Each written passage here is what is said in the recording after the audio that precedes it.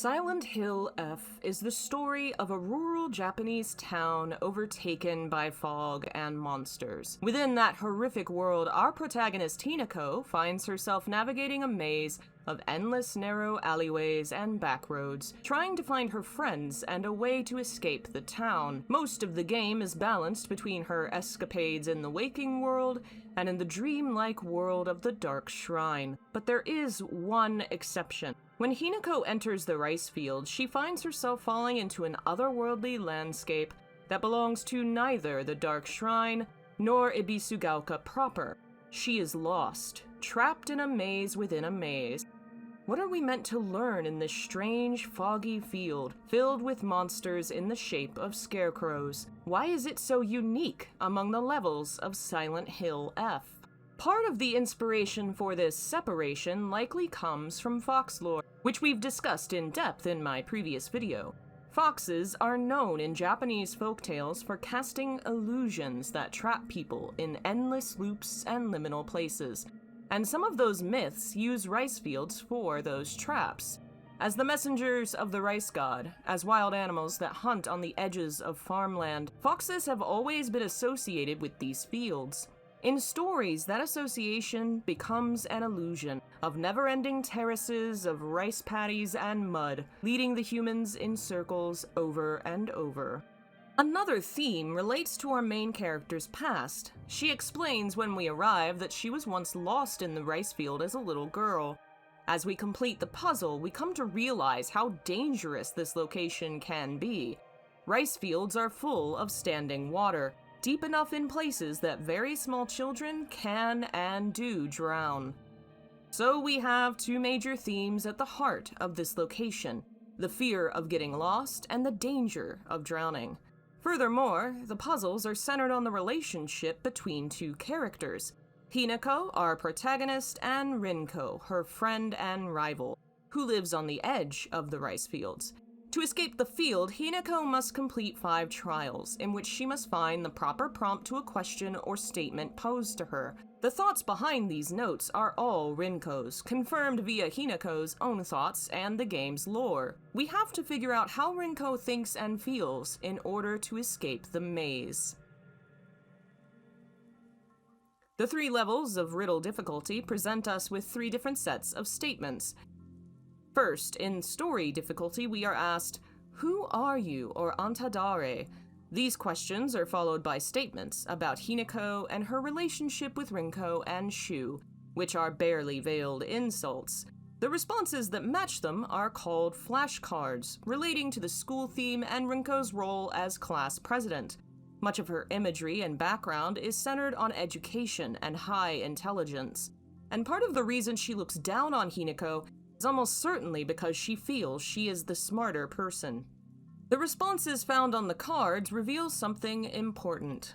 They read in order: "It's okay. You don't have to be afraid anymore. That's what I said to you when I saw you so scared. I wonder why I called you over. I could have just lied to you, told you to go any which way. It happens all the time. A kid falling to their death in the waterway." These statements, set next to Hinako's memory of getting lost, seem to imply it was Rinko who found the lost Hinako and guided her to safety, a fact the older Rinko seems to regret. It ties together the running themes of this level: why Rinko is the focus of this puzzle, how she is once again leading us out of the fields to safety, even if she has mixed feelings about it. The hard difficulty presents us with "Can you even imagine how I feel?" or "Watashi no kimoshi ga wakaru no." Of course, the entire puzzle is meant to make us do exactly that. Hinako and her friends haven't been honest with one another, and in this foggy otherworld, she begins to see their real feelings for the first time. For that reason, most of the statements in the puzzle seem focused on appearances. The first mentions a polite smile, the second accuses Hinako of deceiving Rinko, the third saying that he, or Shu, never looked at Rinko like he did Hinako. The last 2 statements call Hinako an eyesore, and Rinko says she's tired of seeing that disgusting face. Even if the statements mention feelings, the follow-up remarks are all focused on outward behaviors and appearances, highlighting the difference between how Rinko feels and how she acts. The responses to these statements aren't written by Rinko. Instead, they're clips from a newspaper describing the death of a child by drowning in the rice fields. This is the piece of the puzzle that informs all the other riddles, that there is a real danger of death for young children here, and Hinako quite luckily escaped that fate. The last difficulty, Lost in the Fog, uses a statement instead of a question. It's your funeral today. Kyo wa anta o soshiki. Given what we learned throughout the game, the funeral is likely Hinako's wedding, and these thoughts reflect Rinko's feelings about Hinako's choice. These statements heavily focus on Shu, accusing Hinako of leaving Shu behind, of getting between Rinko and Shu. Other remarks reflect the bitter happiness Rinko feels to be rid of Hinako. She'll give a standing ovation, she says, now that she's rid of the thorn in her side. The thorn line doesn't appear the same way in English as in Japanese. The full English reads, "It's your funeral today. You were such a thorn in my side, always getting between me and him." The Japanese starts with the same statement, "Kyo wa anta o soshiki." Then Rinko says, "Jamadata."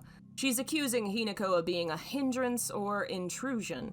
The Japanese for thorn doesn't appear, but I think it's taking from another line in the set, which does refer to a thorn in Japanese but not English. In the English, she says she's gotten this burden off her chest.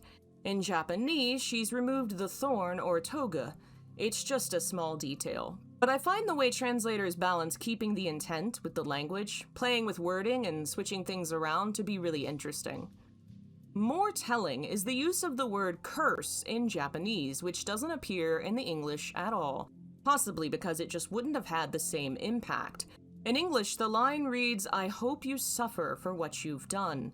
Obviously, she's wishing Hinako would feel some kind of karmic pain for her actions, and the English gets that across.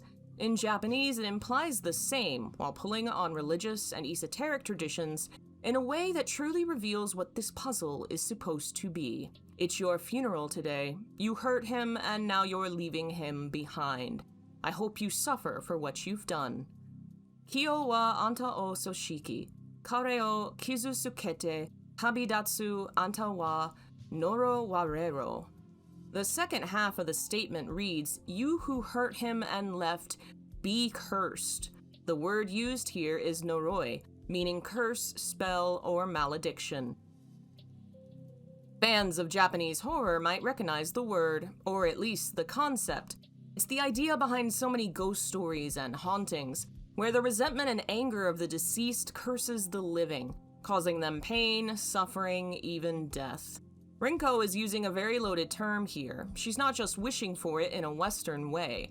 This might be the equivalent of praying to God for your enemies to suffer. It's acting on that desire in a metaphysical way. Now we start to see the larger picture of what's happening here, especially when we consider the actual mechanics of the riddle. Each section involves a set of scarecrow monsters who are made to resemble Hinako and her friends. They are, in essence, dolls, acting as stand-ins for Sakuko, Hinako, Rinko, and Shu. All of them have thorns in them, which when examined clearly resemble metal nails. The choice of thorn instead of nail might be to correlate to the general flower and plant themes.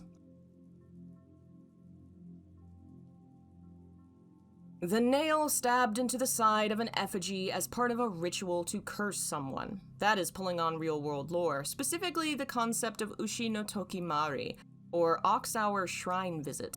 The term refers to a spell or cursing ritual that has been performed in Japan for hundreds of years, used to curse and kill the practitioner's enemies, and it is almost entirely associated with women, especially spurned wives or lovers, who use the spell to punish unfaithful men or the other woman they're involved with.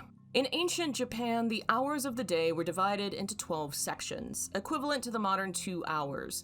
The ox hour was the time between 1 and 3 a.m., and similar to modern ideas, this was the witching hour, the time when the barrier between worlds was thinnest, and monsters and ghosts roamed the living world. Ushi no Tokimari was thus a ritual performed at a Shinto shrine at the hour of the ox. The woman performing the spell had to dress in a very specific fashion and sneak off to the shrine without being seen, or else kill anyone who saw her along the way. Once there, she would approach the sacred tree and nail an effigy of her enemy to the tree. An iron nail was required because iron is especially painful to the otherworldly. The harm to the sacred tree would anger the local spirit, and the spellcaster's goal was to direct that anger at her enemies. She would return every night for 7 nights, nailing a new effigy each time, until the kami cursed or killed her enemies. The exact nature of the curse and how it operates varies. Sometimes it is death on the 7th day, sometimes the victim is said to suffer every night until the curse is over. Records are better at detailing the exact way the practitioner should dress, wearing a white kimono and obi, an upturned cooking stand on their head with burning candles atop it, a mirror carried over the breast, a dagger in the obi, and so on. All of these details are likely meant as counterspells to protect the spellcaster, since invoking spirits and casting curses are all dangerous acts that could rebound upon them. Now we see that the ritual is itself a curse, one Rinko wished upon Hinako. That desire appears elsewhere in the origami foxes Hinako starts to find around the middle school. One of them describes the negative feelings the writer has for Hinako, specifically naming the girl in one of them. They're called the origami of rumors, or kageguchi no origami, with kageguchi meaning backbiting, gossip, or speaking ill behind one's back. In one of these notes, the writer hopes that Hinako will be killed, abducted, disappeared, whatever gets rid of her. In the Japanese, she writes, "Watashi no sekai kara Hinako o keshisate," or "erase Hinako from my world." The final note says her prayers have been answered, and thanks whichever god answered them.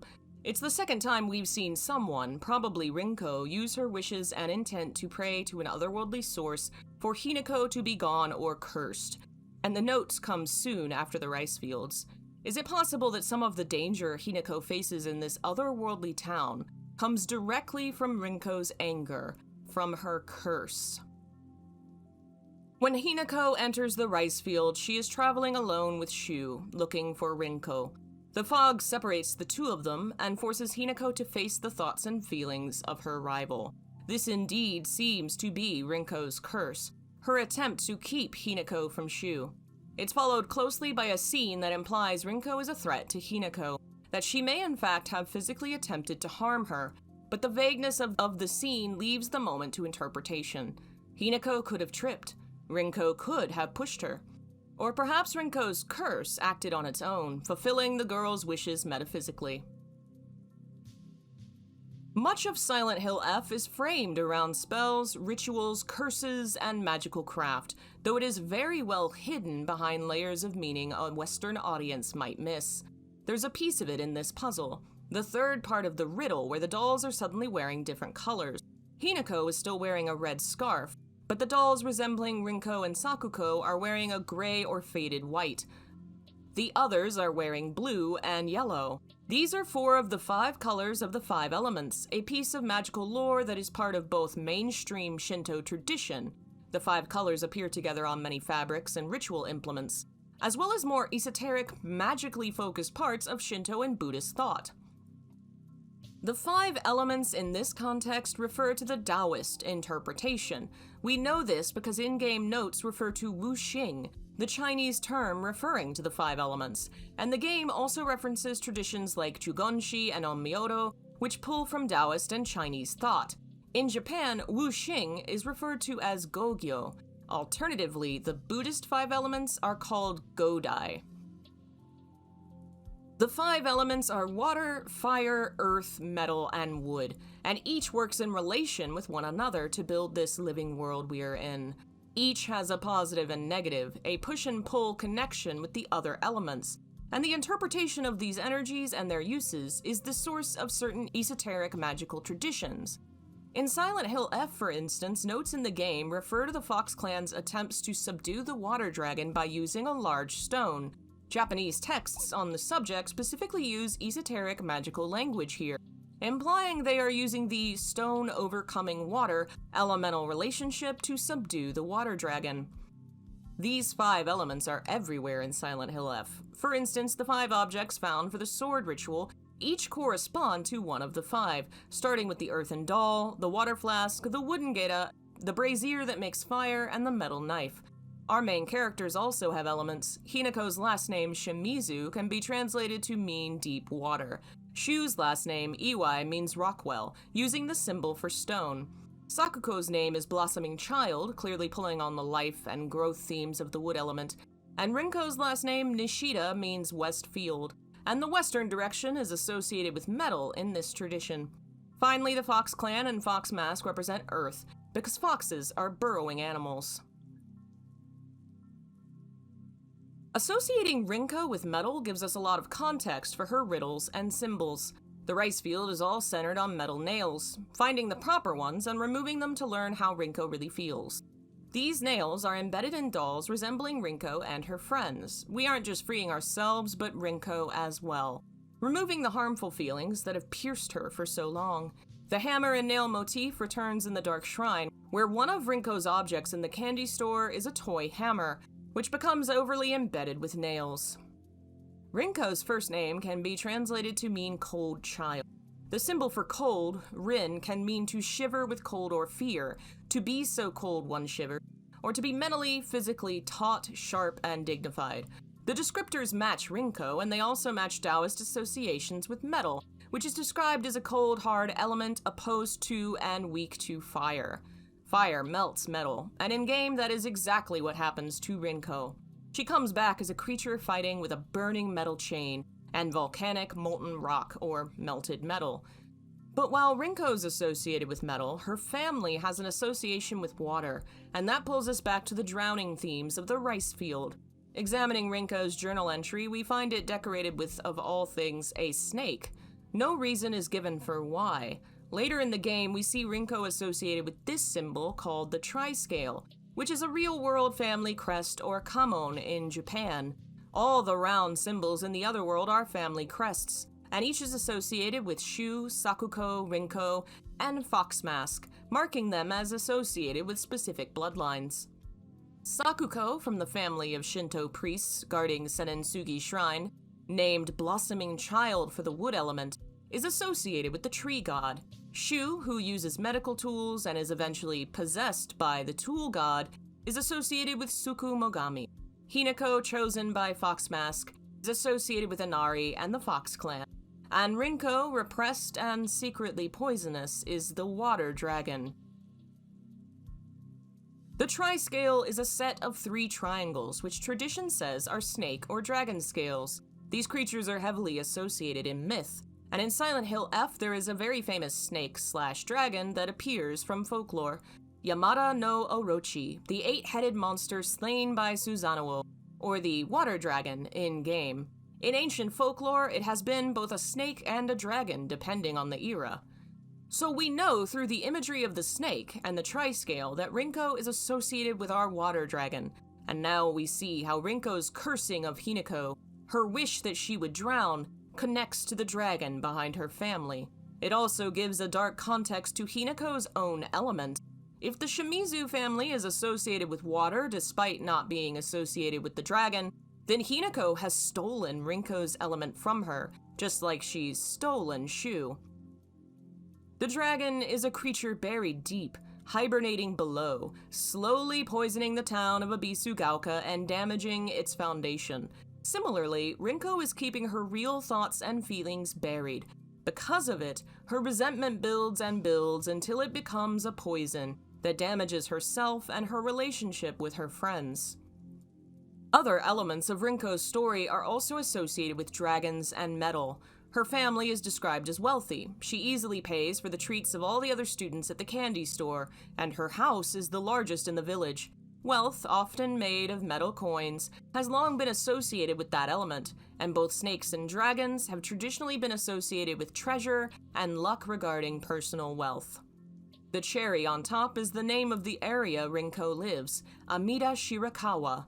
Amida combines the kanji for net or netting with rice field, and Shirakawa means white river, often used to refer to clean water or a river with a stony white riverbed.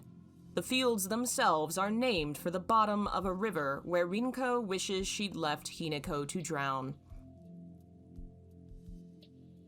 So Hinako becomes lost in the rice field, which seems less and less like a field and more like the bottom of the ocean. Another hint at the water theme comes from the only enemy we find here, the Aya Kakashi. It combines two concepts: Kakashi, the Japanese for scarecrow, and Ayakashi, a monster from legend. The Ayakashi is either a yokai, a monstrous otherworldly spirit, or a phenomenon similar to ghost fire, depending on the description of the creature and local folklore. Sometimes they are sea monsters like giant snakes or octopi that attack ships. Sometimes they are the vengeful dead dragging fishermen to the bottom of the sea. Whatever they are described as, they are nearly always associated with the angry spirits of the drowned. Most of the story involves a spirit or illusion which is attempting to damage the living in order to drown them. Some legends say you can survive the encounter if you pay the spirit in gold coins. In some areas, these spirits are associated with children, depicted as child spirits made of flame dancing over the water. The description of the creature in Silent Hill F seems to pull on this idea, as the Scarecrow monster is said to dance across the rice fields like a shimmer of hot air. The concept combines a great deal of meaning into one incredible creature. The Scarecrow, after all, means a great deal more in a Shinto context than a Western one. The rice field is the abode of the agriculture god, and the Scarecrow is a Yorishiro. A Yorishiro is an object capable of becoming a physical embodiment of the kami, a connection to this world, used to call the kami down to our reality. Once the kami is in this realm, the Yorishiro becomes a shintai, embodying a kami spirit, and is thus sacred. Trees wrapped with sacred rope are shintai. In other words, any scarecrow could be used as a Yorishiro to attract the kami to the rice fields, and once it is housed, it becomes sacred. It is kept in the field to exorcise spirits, which were believed to damage the rice crop. Looking at actual Japanese scarecrows, you see human clothing and jackets over its upper body, tied at the wrists, waist, and neck. In-game scarecrows are similar. They're dressed in the middle school girl uniform, and the ties are the same on the Ayakakashi. You can see ropes centered around their wrists and waist. However, only the male figure seems to have ropes around the neck, tied almost like a noose. Given the boys are meant to represent Shu, this seems to be a dark portent of his future. Physically, the concept of a scarecrow feels ominous and frightening. It is a false human, something resembling the living yet not. It is also trapped. It appears to be a person tied down, unable to move, escape, or defend itself. Of course, these monsters can fight back, which plays into the ominous, otherworldly feeling. They should not move, yet they do. In the game, these monsters can appear and slowly approach from behind, only walking when you are not looking at them, leading to the eerie realization something around you is hunting you, but you don't know who or what. The figures are all doll-like, pulling on that general theme and imagery, as well as having what resembles cracking masks for faces. Their expressions are fixed, wide-eyed, with the edges peeling to reveal another layer beneath. All of them are two-faced, not revealing their true expression. These monsters first appear here, but they are also prominently featured in the middle school. The association is apt. They're dressed like middle schoolers and meant to represent the school children Hinako attended class with. They too pretend to be still and docile until they are not. They are two-faced, smiling only to stab at you. All the notes in the middle school reflect this insincerity and malevolence, wishing violence on classmates, talking behind their backs. The way the Scarecrow only moves when you aren't looking in some ways mirrors this sense of gossip. You can't trust what you see is true. How they behave might change when you aren't looking. When the rice field riddle is over, and Hinako finds the last Scarecrow, it becomes clear this monster specifically represents her. A short cutscene plays. The creature shifts, moving to stare deeply at Hinako, while another scene overlaid atop it implies violence. Slowed down, it appears to be the Ayakakashi standing over someone, possibly hitting them. After the riddle is over, we receive another journal entry describing a time when Hinako was struck by an adult while playing in the fields, and this scene may be based off that memory. The rice fields that surround Abisugaoka are a place of danger and fear, but also fond memories. Shu grows nostalgic as they grow closer, describing past times the children of the village used to play together in the fields. long before the dramas of middle school gossip or the difficulties of approaching adulthood. It was a place of freedom as well as fear, a place where Shu and Hinako could be themselves when they were alone together. It is only frightening when you are completely alone. Hinako, saved by Rinko or playing with Shu, is fine if she is with her friends. Of course, she isn't with her friends anymore. Shu disappears when we enter the field. Afterwards, Rinko and Shu fade into the fog ahead, running along without us. Hinako has left her friends behind, and so in this other world she is left alone to face every fear and danger by herself.